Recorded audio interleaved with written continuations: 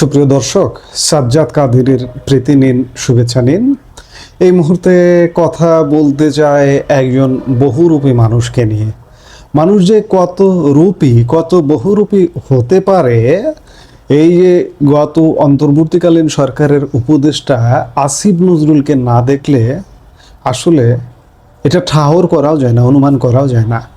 আমরা এই গল্পগুলো অনেক দিন ধরেই শুনি যে আসিফ নজরুল একজন ধড়িবাজ, পোল্টিবাজ এবং বহুরূপী, জীবনের পরতে পরতে প্রতারণা, জীবনের পরতে পরতে ইউটার্ন নেওয়া, এইরকম একটা চরিত্রের মানুষ। আর এই চরিত্রের মানুষটিকে নিয়ে দুদিন আগে বাংলাদেশের একটি গণমাধ্যম বাংলাদেশ প্রতিদিন এবং বাংলাদেশ প্রতিদিনের সূত্র ধরে তাদেরই আরেকটি পত্রিকা বসুন্ধরা গ্রুপের কালের কণ্ঠ একটি স্টোরি করেছে। আমরা সেই স্টোরির আলোকে আমাদের গল্পগুলো আর একবার একটু আমরা নতুন করে শেয়ার করতে চাই। আমরা মিলিয়ে একটু গল্প করতে চাই যে আসিফ নজরুল কতটা ধুরন্ধর। ইউনূসের আমলে মূল কলকাঠি কিন্তু নাড়ছিলেন এই আসিফ নজরুল। ওই সরকারের মাস্টার মাইন্ড ছিলেন কিন্তু এই আসিফ নজরুল, এবং পৃষ্ঠপোষকতা পেতেন প্রধান রাজনৈতিক দল জামাতে ইসলামের কাছ থেকে। এবং ওই সরকারটা আসলে জামাতি সরকারই ছিল। আসিফ নজরুল এমন একজন মানুষ, কখনো বিশাল প্রগতির ধ্বজা ধরেছেন তার জীবনে, আবার কখনো জামাত শিবিরের তলায় গিয়ে ঢুকেছেন। এই ধরনের একজন মানুষ দেখি আমরা সেই বাংলাদেশ প্রতিদিন এবং কালের কণ্ঠে করা প্রতিবেদনটা কি বলছে আমরা একটু আরেকবার ঝালাই করে নেই বিষয়টা। বাংলাদেশের রাজনীতি ও বুদ্ধিবৃত্তিক অঙ্গনে আসিফ নজরুল একটি পরিচিত নাম। সম্প্রতি ডক্টর ইউনূসের নেতৃত্বাধীন অন্তর্বর্তী সরকারের উপদেষ্টা হিসেবে দায়িত্ব পালনকালে তার বিরুদ্ধে দুর্নীতি, স্বজনপ্রীতি এবং অযোগ্যতার বিস্তর অভিযোগ উঠেছে। কিন্তু আসিফ নজরুলের এই বিতর্কিত অবস্থান কি কেবল আজকের, নাকি তার জীবনের প্রতিটি ধাপে লুকিয়ে আছে অন্য কোনো রহস্য? আজ আমরা বিশ্লেষণ করব আসিফ নজরুল ওরফে নজরুল ইসলামের জীবনের সেই সব অধ্যায় যা হয়তো অনেকেরই অজানা, আবার অনেকে জানেনও। বাংলাদেশ প্রতিদিনের এক চাঞ্চল্যকর প্রতিবেদন অনুযায়ী তার জীবনের পরতে পরতে রয়েছে ভুল বদল আর সুবিধাবাদের গল্প। চলুন শুরু করা যাক। আসিফ নজরুলের আসল নাম ছিল কেবল নজরুল ইসলাম। এই নামেই তিনি ঢাকা বিশ্ববিদ্যালয়ের আইন বিভাগে ভর্তি হন। একাডেমিক রেকর্ড বলছে তিনি ছিলেন একজন মাঝারি মানের ছাত্র। সেই ব্যাচে সবচেয়ে মেধাবী ছাত্র ছিলেন শামসুদ্দিন আহমেদ, যিনি অনার্সে প্রথম হয়েছিলেন। কিন্তু বিস্ময়কর বিষয় হলো, মেধাবী শামসুদ্দিন বিশ্ববিদ্যালয়ের শিক্ষক হতে পারেননি। শিক্ষক হলেন নজরুল। কিভাবে? তৎকালীন শিক্ষক এরশাদুল বারীর সঙ্গে নজরুলের ঘনিষ্ঠতা ছিল লক্ষ্য করার মতো। অভিযোগ আছে, আদর্শিক দোহাই দিয়ে এরশাদুল বারী এলএলএম পরীক্ষায় নজরুলকে অনেকটা জোর করেই প্রথম শ্রেণী পাইয়ে দেন। এরপর বহু মেধাবীকে ডিঙ্গিয়ে তাকে শিক্ষক হিসেবে নিয়োগ দেওয়া হয়। কিন্তু নজরুলের আসল চরিত্র ফুটে ওঠে শিক্ষক হওয়ার পর। যাকে সিঁড়ি বানিয়ে উপরে উঠেছিলেন, সেই এরশাদুল বারীর সঙ্গেই তিনি প্রথম বিশ্বাসঘাতকতা করেন। জাহানারা ইমামের আন্দোলনে বারীর বিরুদ্ধে অবস্থান নিয়ে তিনি বুঝিয়ে দেন স্বার্থের জন্য তিনি যে কাউকে ত্যাগ করতে পারেন। বিশ্ববিদ্যালয় থেকেই তার সাংবাদিকতায় হাতে খড়ি। মিনার মাহমুদের বিচিন্তা পত্রিকায় তার লেখালেখির শুরু, কিন্তু সেখানেও টেকেনি তার বিশ্বস্ততা। এরপর শাহজাহান সিরাজের সাপ্তাহিক লড়াইয়ে যুক্ত হলেও নারী ঘটিত কেলেঙ্কারিতে জড়িয়ে চাকরি ছাড়তে বাধ্য হন। এরপর তার জীবনে আসেন শাহরিয়ার কবির। নজরুলের সাংবাদিকতা জীবনের আসল গুরু ছিলেন তিনি।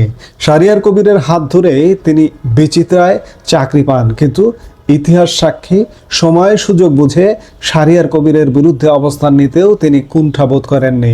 আজ শাহরিয়ার কবির কারাগারে অসুস্থ অবস্থায় দিন কাটাচ্ছেন, অথচ উপদেষ্টা থাকাকালীন আসিফ নজরুল অর্থের বিনিময়ে অনেকের জামিনের ব্যবস্থা করলেও নিজের গুরুর জন্য একটি শব্দও খরচ করেননি।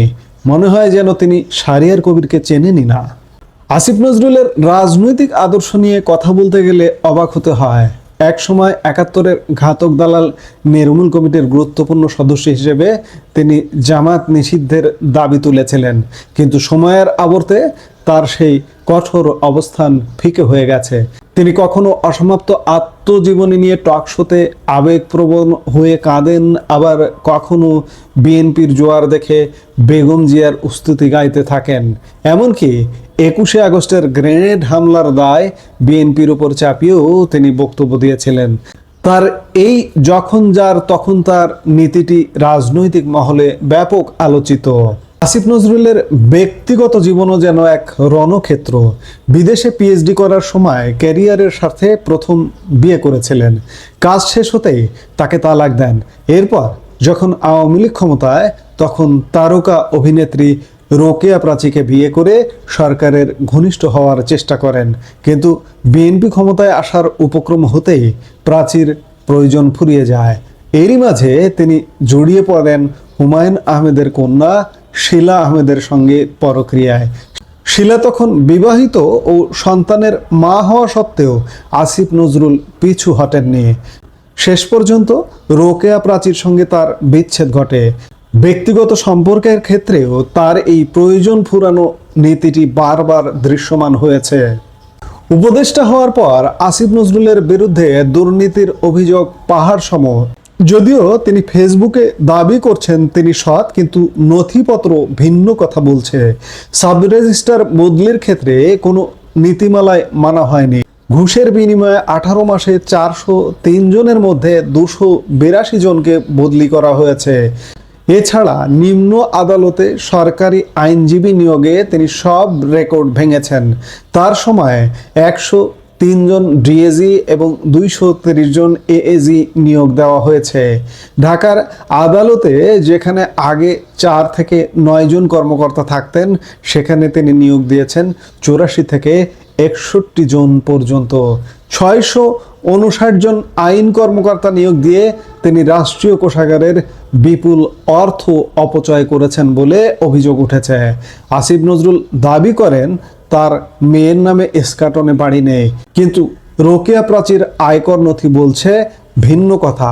এছাড়া তিনি 26 লাখ ভারতীয় নাগরিক বাংলাদেশে কাজ করে এমন একটি ভিত্তিহীন তথ্য প্রচার করেছিলেন। আসিফ নজরুলের বিরুদ্ধে ওঠা এসব অভিযোগ অত্যন্ত গুরুতর। তিনি সম্প্রতি এসব অভিযোগ নিয়ে কোনো মন্তব্য করতে রাজি হননি। তাই জনমনে প্রশ্ন উঠেছে, আসলে সত্য কোনটি? এইসব দুর্নীতির সুষ্ঠু তদন্তের জন্য কি একটি স্বাধীন কমিশন গঠন করা উচিত নয়? আসিফ নজরুল ছাড়াও সৈয়দা রিজওয়ানা হাসান বা আসিফ মাহমুদের মতো উপদেষ্টাদের কার্যক্রম নিরপেক্ষ তদন্তের আওতায় আনা এখন সময়ের দাবি। সময় দাবি করছে, কিন্তু সময় সেই দাবি পূরণ করবে কিনা সে ব্যাপারে সন্দেহ আছে। কারণ এখন যে সরকারটি, সেই সরকারটি আসলে ইউনূস সরকারেরই একটি বর্ধিত অংশ। দাবি করে হয়তো খুব একটা লাভ হবে না, অপেক্ষা করতে হবে একটা পরিবর্তিত বাংলাদেশের জন্য। আমরা নিশ্চয়ই অপেক্ষা করব এবং এদের একদিন বিচার নিশ্চয়ই হবে। এই মুহূর্তে এ পর্যন্ত। সবাই ভালো থাকুন, সুস্থ থাকুন। দেখা হবে পরবর্তী ভিডিওতে। আমাদের ভিডিওগুলো নিয়মিত পেতে সাবস্ক্রাইব করুন Sajjad Kadir and the legends YouTube channel এবং লাইক, কমেন্ট, শেয়ার করে সাথে থাকুন।